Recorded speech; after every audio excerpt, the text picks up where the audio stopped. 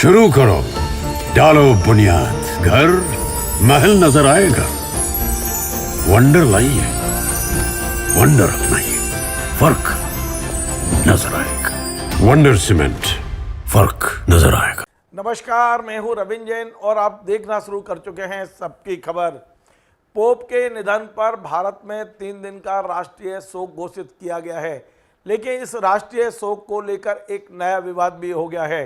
दरअसल अखिल भारत हिंदू महासभा ने इस राष्ट्रीय शोक का यह कहकर विरोध किया है कि जब हिंदुस्तान में हिंदुओं के सबसे बड़े जो कह सकते हैं महात्मा हैं शंकराचार्य, उनके निधन पर राष्ट्रीय शोक नहीं होता तो ईसाइयों के धर्मगुरु के निधन पर ये शोक क्यों रखा गया है। हिंदू महासभा के जो राष्ट्रीय महासचिव हैं देवेंद्र पांडे, उन्होंने बाकायदा एक वीडियो जारी किया है। हालांकि उनके वीडियो की शैली बहुत तीखी है, मैं उसका समर्थन नहीं करता हूं, लेकिन उन्होंने जो कुछ कहा है वो मैं अपने दर्शकों को सुनवाता हूं। किस तरह उन्होंने कहा है कि भारत में जब शंकराचार्य जगत गुरु शंकराचार्य जयेंद्र सरस्वती जी का निधन हुआ तब ये सरकार मौन क्यों रही, तब राष्ट्रीय शोक घोषित क्यों नहीं किया गया। जब द्वारका के जगत गुरु शंकराचार्य स्वरूपानंद जी का निधन हुआ तब राष्ट्रीय शोक घोषित क्यों नहीं किया गया।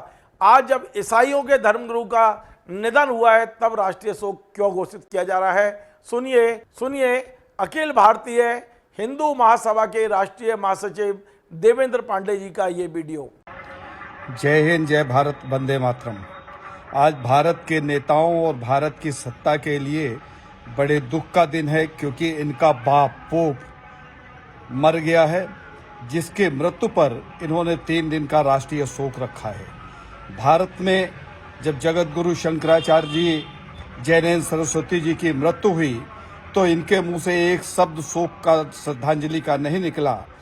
ध्वज झुकाने की बात तो अलग रही।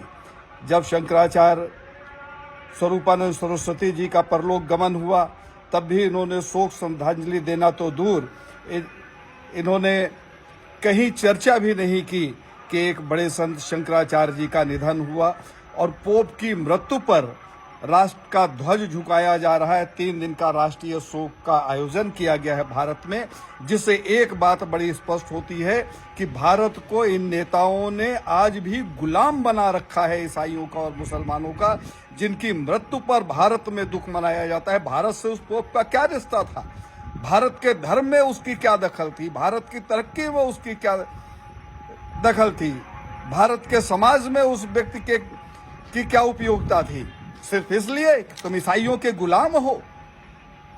ऐसे गुलाम नेताओं के लिए आज बड़े दुख का विषय हो सकता है, और उससे ज्यादा आज दुखी पूरे भारत के इन सत्ताधारी गुलामों से ज्यादा इनके गुलाम जो सोशल मीडिया चलाते हैं वो होंगे, क्योंकि इनके बाप का बाप आज मर गया।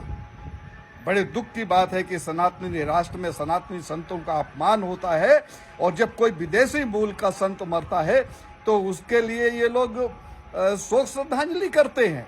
भारत में राष्ट्रीय शोक घोषित किया जाता है। ये वही पोप हैं जिनके मार्गदर्शन में संपूर्ण भारत में धर्मांतरण हो रहा है।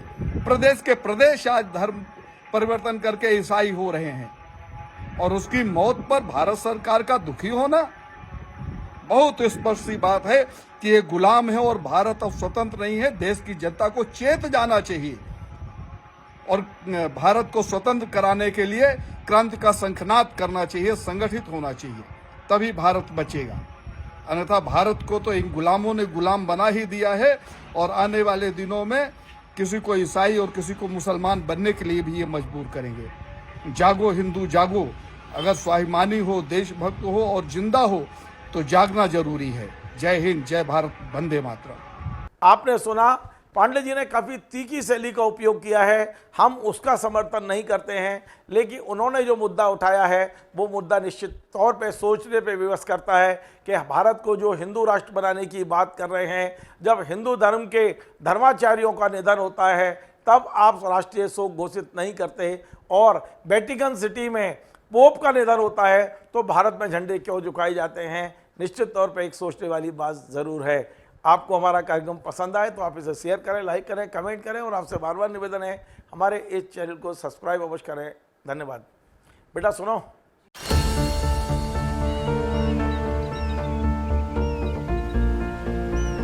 जो बनकर मेरा हमसफर आएगा सिर्फ उसी को फर्क नजर आएगा। शुरू करो, डालो बुनियाद, घर महल नजर आएगा। वंडर लाइए, वंडर अपनाइए, फर्क नजर आएगा। वंडर सीमेंट, फर्क नजर आएगा।